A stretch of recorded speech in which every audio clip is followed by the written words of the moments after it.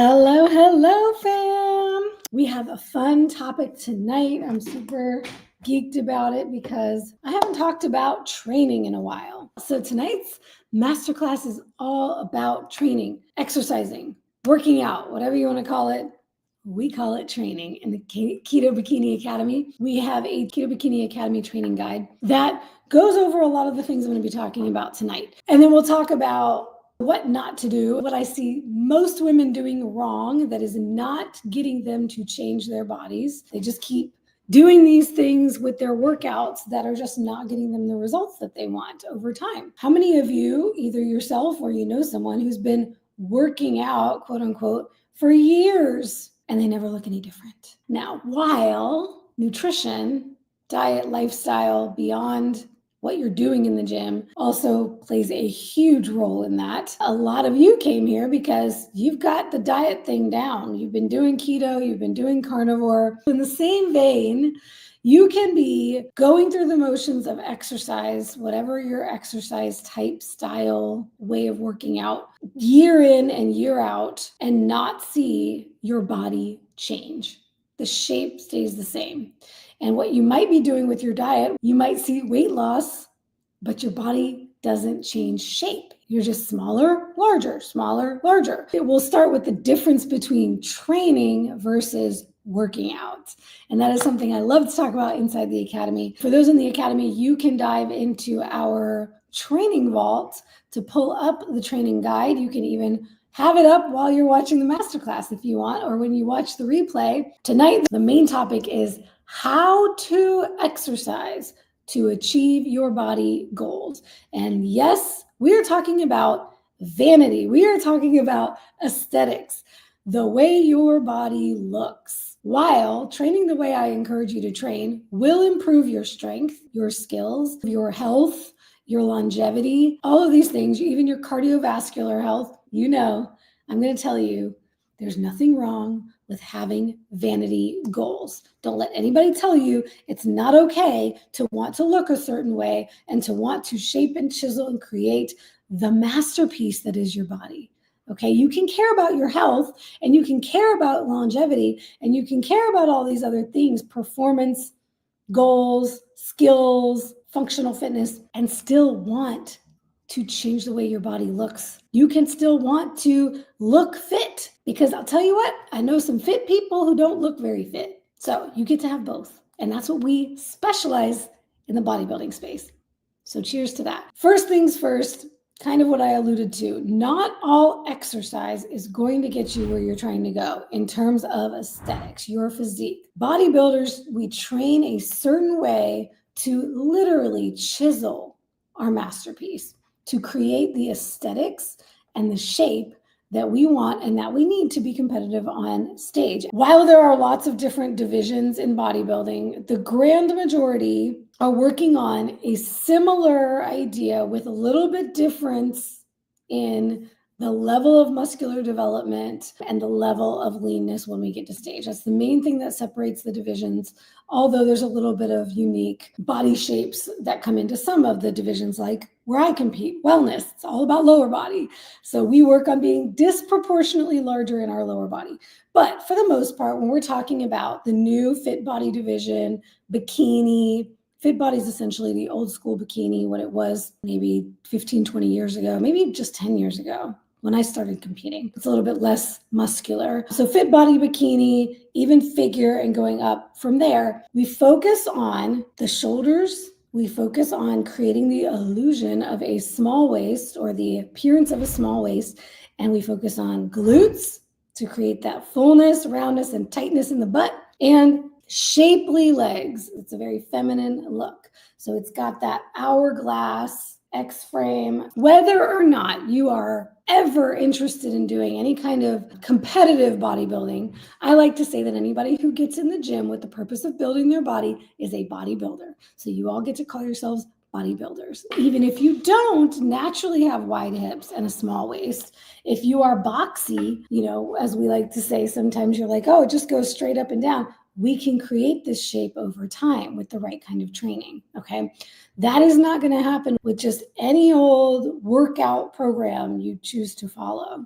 or class. We're going to get into the classes in a little bit. While all those other styles of exercise can be beneficial for some of the things I mentioned, health, strength, performance goals, skills, general overall well-being, if you want to change the shape of your body and the way your body looks, there is a way to exercise to deliver that result.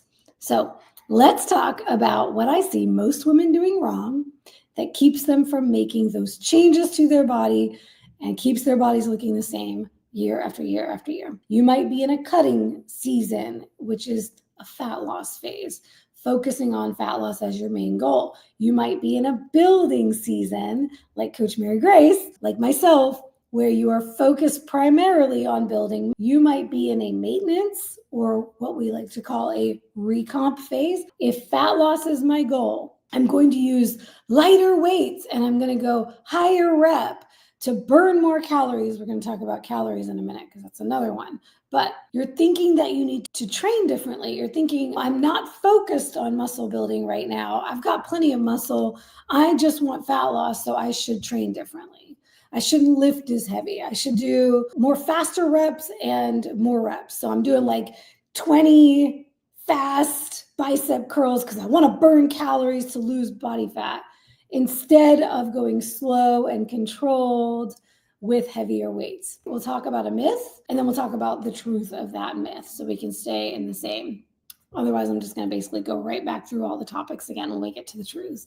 So the myth is that you need to train differently when you are focused on fat loss. Absolutely couldn't be further from the truth.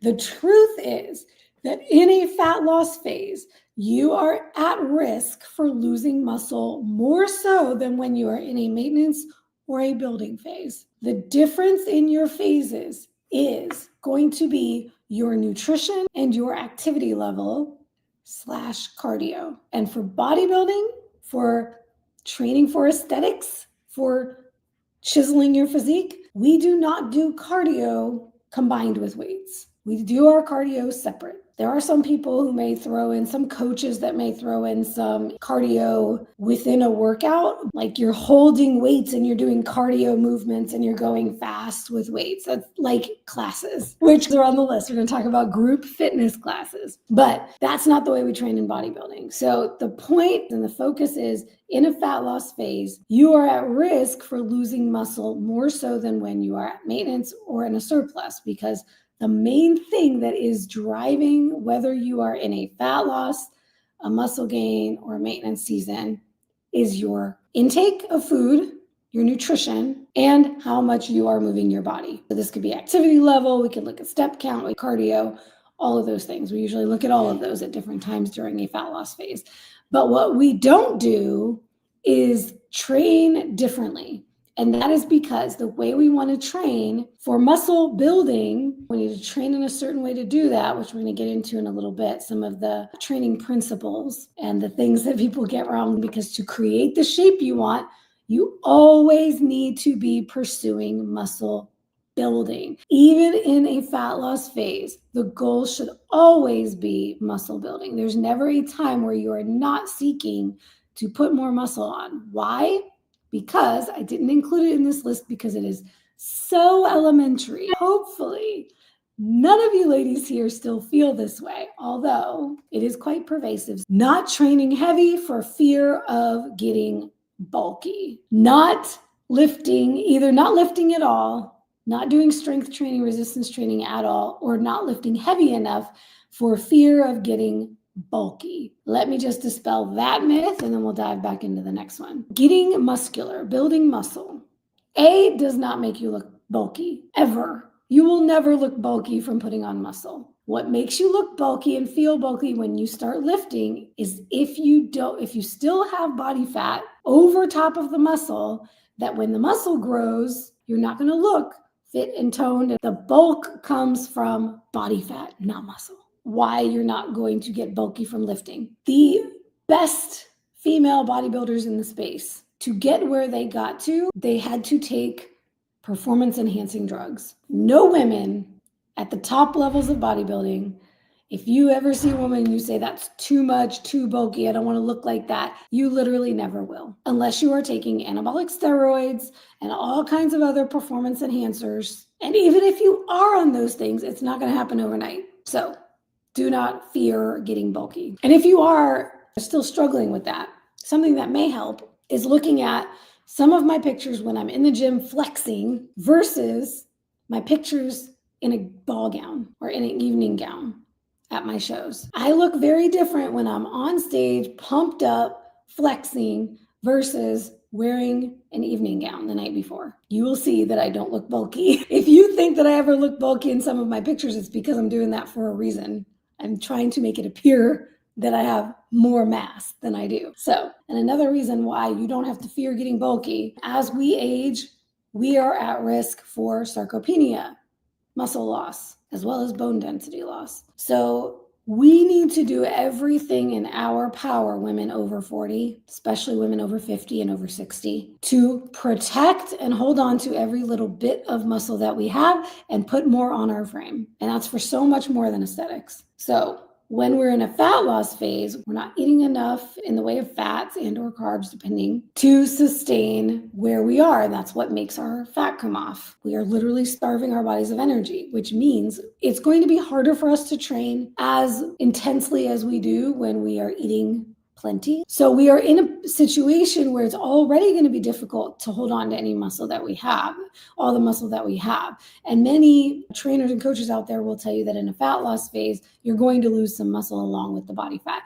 That's not necessarily true. I've never lost muscle in my preps. I maintain the muscle. So there's ways that you can do that to mitigate against that. A huge part of that is training as hard as you can the same way that you do in your building phase or any other phase. So the principles I talk about when I get into the principles of training, they are the same no matter what your goal is. Thinking more is always better. Anybody ever heard the mantra, no days off, never miss a Monday? Well, what if your rest day is scheduled on a Monday? No days off implies that you have no rest days. Guess where you build muscle? Your body is building muscle when it is repairing the tissue from the damage that you did during your training in the gym is breaking down your muscles. And when they repair during recovery, rest, that's when they grow.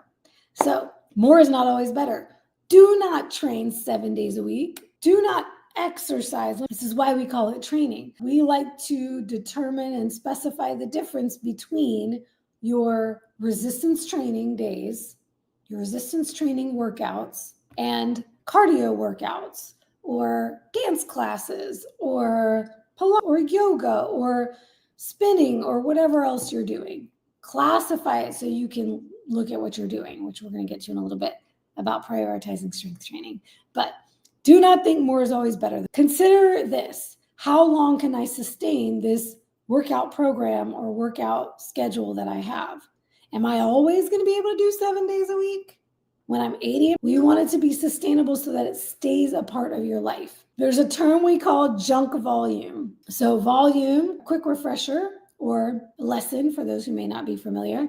When we talk about volume in a training program, we are talking about how many sets, how many reps, and how much weight you're lifting. If we multiply sets times reps times weight, we get total volume in a training session. I'll get into some of these in a little bit. But junk volume is when we are just doing more than we really need to be doing to get the result. We have a term we talk about in the academy called minimum effective volume. And I stole that from Mike Israetel. But there's a minimum effective volume and there is a maximum recoverable volume. Max recoverable means the most you can do and still recover from it. Minimum effective means the least you can do and get results. We want to live somewhere in between those two. We don't always want to be pushing the boundaries of how much we're doing to the point where we're not able to recover. Remember, we can't build that muscle. So no junk volume. And what do I mean by this? Let me use an example. Maybe 1 in 5 members or clients that come in will undoubtedly say after the first week of their program, this didn't feel like enough. I think I need more. How about if I add these exercises? Or how do I add exercises? Can I add sets? I always want to add.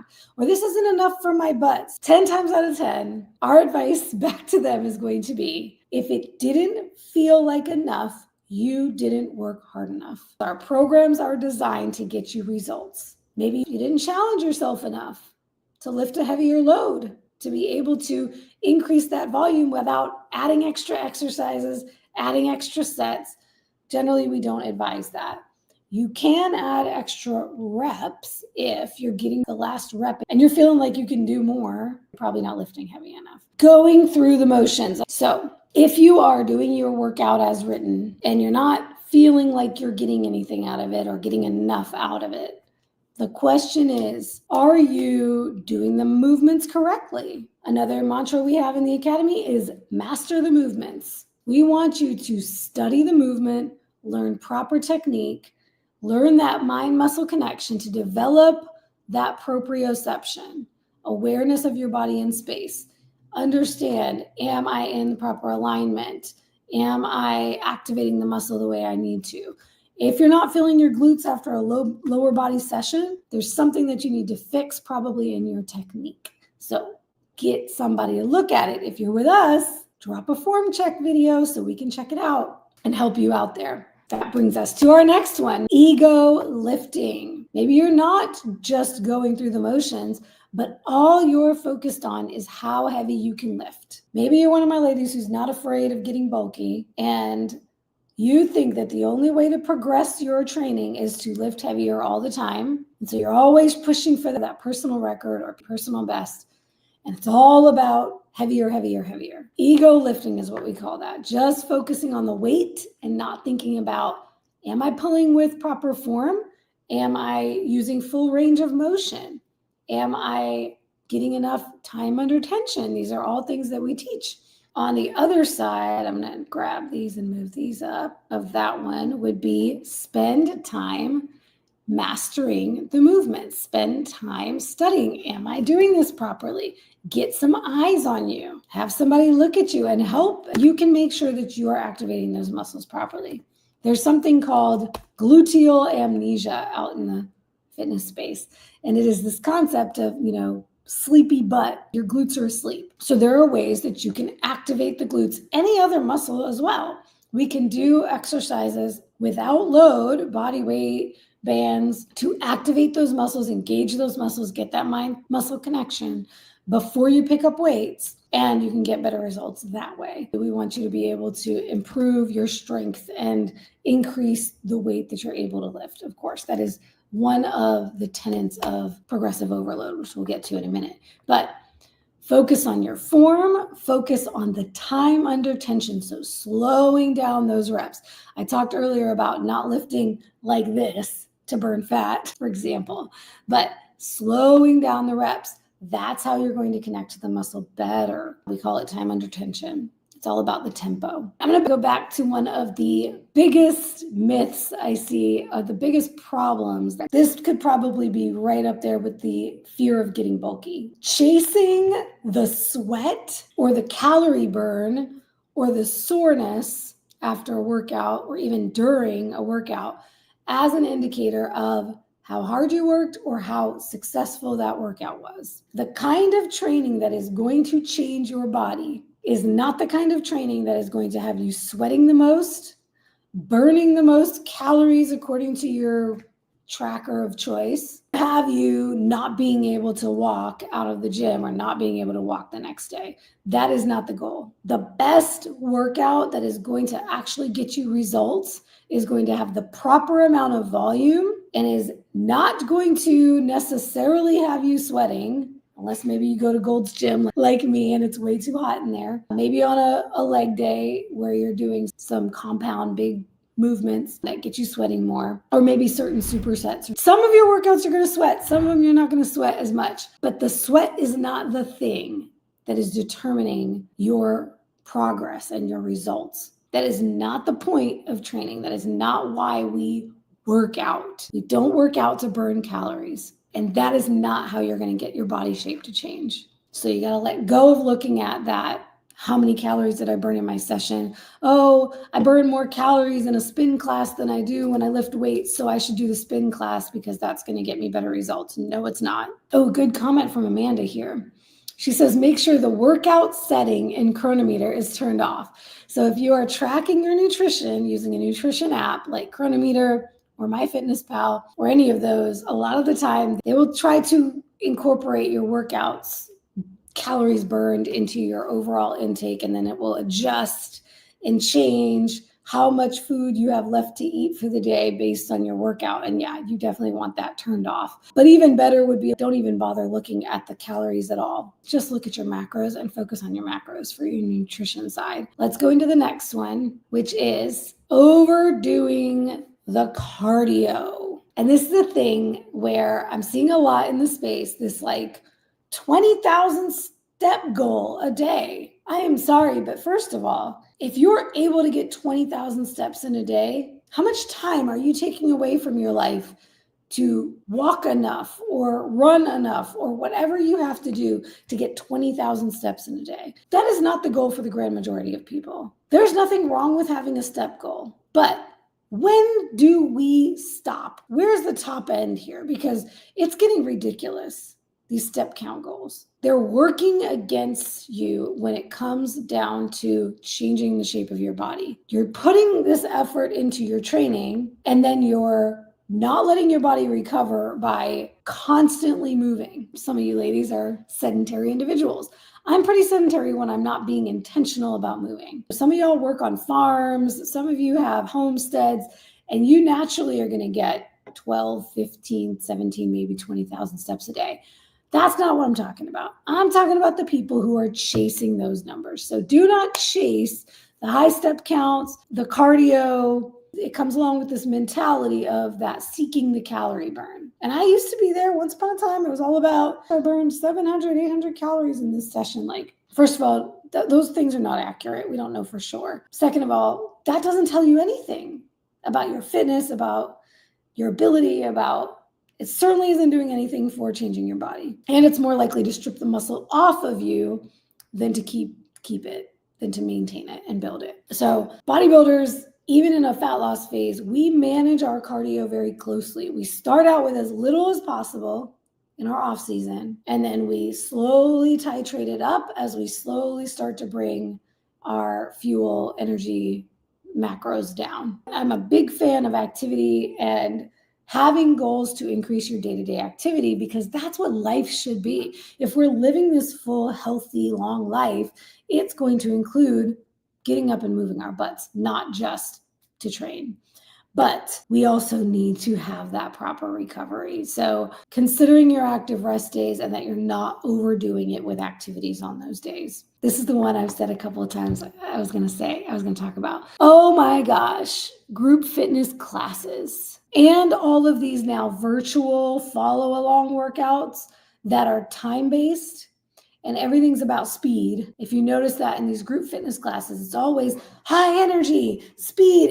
It's an aerobics class with weights. They're all cardio. I don't care if they call it strength, if they call it body sculpt, it's cardio. And it's not going to change your body, because you're not going to be able to focus on the things that you need to do, the training principles, which I'm going to get back to in a moment, in those kinds of classes, because everything is time-based.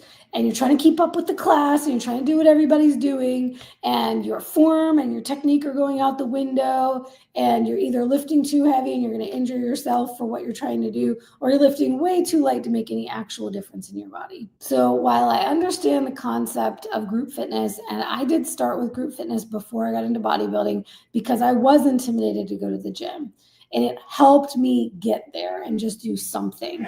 But don't let those group fitness classes become a crutch and never move on beyond them, or the YouTube follow along videos or the Peloton videos. At some point, you need to move beyond that, because of this is the next one. The big problem is that there is no progression. I've said it before, I'll say it again. Nothing changes if nothing changes. So if we want our body to change, we have to ask our body to do more. We have to ask our bodies to overcome challenge, to progress and get better. So if we want progress, We need to progress, right? So, and this is especially what I don't like about those classes, because there's no progression. You're doing the same thing all the time. How many of you have ever seen, if you've ever downloaded a free workout online or purchased it, it's always 3 sets of 10. Now, there's nothing inherently wrong with 3 sets of 10 reps of an exercise. It's a very common set and rep schemes like that in my programs.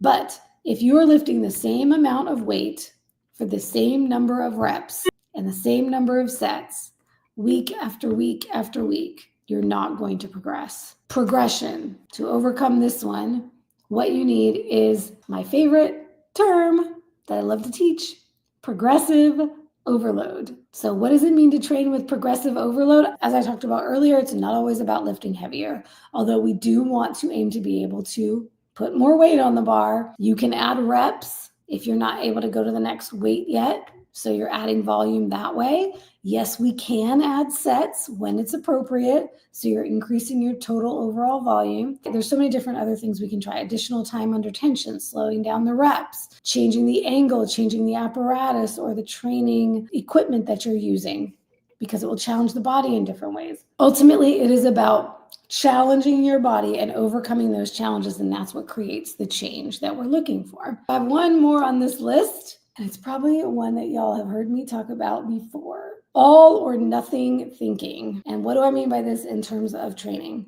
Skipping workouts because you have an injury in a particular body part, so you just stop training altogether. You can train around injuries, or because you don't have enough time to do a whole hour or hour and a half workout, so you just don't even do it at all. That is one that has challenged me many times, and I've pushed myself to go, just do an exercise or two, just do 20 minutes. Take the time that I do have and get done what I can. I can always finish the rest of the workout tomorrow. Do something, not all or nothing, because what will happen is that one skipped workout will turn into weeks of skipped workouts, and you'll lose ground, you'll lose progress. If something isn't working well, or if you have an injury, or if you are short on time, find a way to do it within the confines, within the challenges, the obstacles that you have in front of you. Consistency is more important than anything else. Okay, so I just wanted to share a few more training principles about how to actually get the most out of your workouts. And that is prioritize strength and hypertrophy focused resistance training. So first and foremost, prioritize resistance training. That is weight training. That is resistance is anything that creates resistance. So it can be body weight, it can be bands, it can be gym equipment, it can be weights, it can be machines. Resistance. And what I mean by strength and hypertrophy, these are just kind of training terms that separate types of training. Bodybuilding tends to be a combination of the both, but mostly hypertrophy focused. Hypertrophy means building the mass, building tissue, actually creating more muscle. So the way that we train for hypertrophy, we train within typically a certain rep range, and we push for close to failure. We are pushing not all the way to mechanical muscle failure, as in every single rep or every single set, every single exercise, you can't lift the weight. And from time to time, you want to strive for that and try to hit failure. That's a great thing to test your strength from time to time. We don't want to do that all the time with every single exercise, every single workout. So prioritize your strength training, and that means other activities that you enjoy doing. Don't try to double those up with your training. If you have another activity or a sport that you really love and you know you want to do that 2 or 3 or 4 times a week, then you don't have time to also be doing 4 or 5 or 6 strength training sessions. So you're going to have to really look at your schedule and say, what's most important to me right now? And you may have seasons where you really want to spend more time on your sport. And you may have other seasons where you're like, you know what? I really want to focus on doing what I need to do to create the body that I want. So I'm going to only do my activity 2 days a week for now, for the next few months. And I'm going to focus on 4 days of strength training or something like that. So that's another thing a lot of the time I have to work with clients on, letting go of some of those other activities because they're actually taking away from your goals. I recently started going back to the dance studio. This week is the first week I'm going to be doing 2 dance classes in a week. So I've scheduled them on Tuesdays and Thursday, and I'm doing my strength training hypertrophy days on Monday, Wednesday, Friday. And our current program really works well for that because we're taking a rest day every other day. So we're on that 1 day on, 1 day off training schedule right now. I've been playing with those because as a 42-year-old woman myself going through perimenopause, I'm realizing that I need a lot more recovery time. I'm getting better results with more recovery time, and we're finding that a lot of our ladies are benefiting from that style of scheduling training with rest days as well. All right, that's all I have for y'all tonight. Drop any other questions you have in the comments or any requests for future topics. I'm always looking for ideas for topics, so drop those for me, and I will see y'all next Monday. Bye.